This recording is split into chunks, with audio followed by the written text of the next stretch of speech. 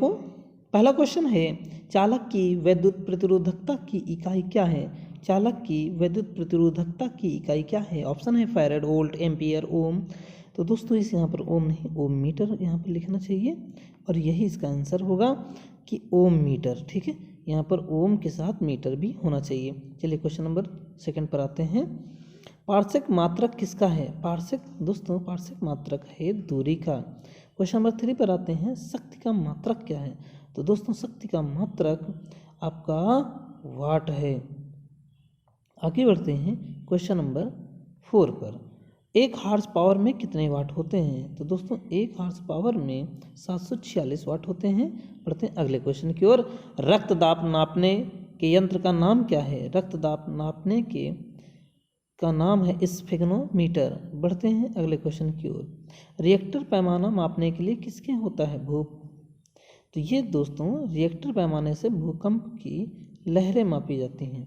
ये भूकंप की लहरें हो जाएंगी। क्वेश्चन नंबर 7 पर आते हैं। सर सीवी रमन को भौतिक का नोबेल कब दिया गया?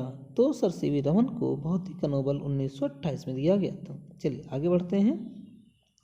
अल्टीमीटर से क्या नापते हैं? अल्टीमीटर से दोस्तों विद्युत धारा की सामर्थ्य मापते हैं। आगे बढ़ते हैं क्वेश्चन नंबर 9 पर। एनीमोमीटर का उपयोग किसमें किया जाता है?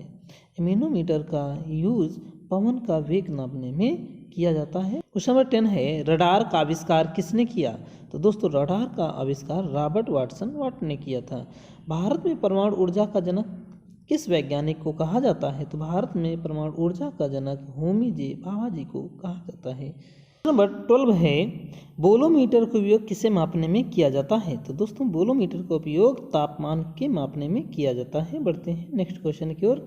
एक बार बराबर कितना होता है? तो एक बार बराबर 10⁵ पास्कल होता है। तो ये आपका ऑप्शन हो जाएगा। आगे बढ़ते हैं।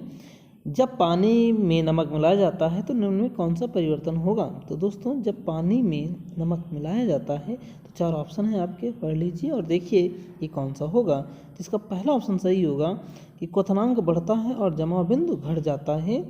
आगे बढ़ते हैं क्वेश्चन नंबर 15 की ओर। किस तापमान पर पाठ्यांक सेल्सियस और फ़ारेनहाइट का मान एक होंगे? तो इसको बहुत अच्छे से याद करिएगा, हर पेपर में पूछा जाता है। -40 वो वैल्यू है जिस पर C और F दोनों ही बराबर हो जाते हैं। बढ़ते हैं अगले क्वेश्चन की ओर। कमरे को ठंडा किया जा सकता है? दोस्तों कमरे को ठंडा किया जा सकता है संपीड़ित गैस को छोड़ने से। आगे बढ़ते हैं क्वेश्चन नंबर 17। दाब बढ़ाने पर बर्फ का गलनांक क्या हो जाता है? तो दाब बढ़ाने पर बर्फ का गलनांक घट जाता है। ये आपका आंसर हो जाएगा, यानी पहला आपका ऑप्शन सही है। आगे क्वेश्चन नंबर 18। एक स्वस्थ मनुष्य के शरीर का तापमान कितना होता है? तो एक स्वस्थ मनुष्य के शरीर का तापमान 37 डिग्री सेंटीग्रेड होता है। बढ़ते हैं आगे। जल के आयतन में क्या परिवर्तन होगा यदि तापमान 9 डिग्री से गिराकर 3 डिग्री सेल्सियस कर दिया जाए?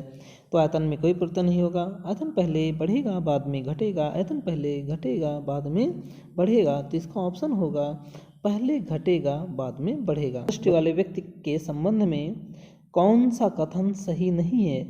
व्यक्ति दूर के पिंडों को स्पष्ट देख सकता है। बिल्कुल, ये तो दूरदृष्टि के लोग उसमें रहता ही है।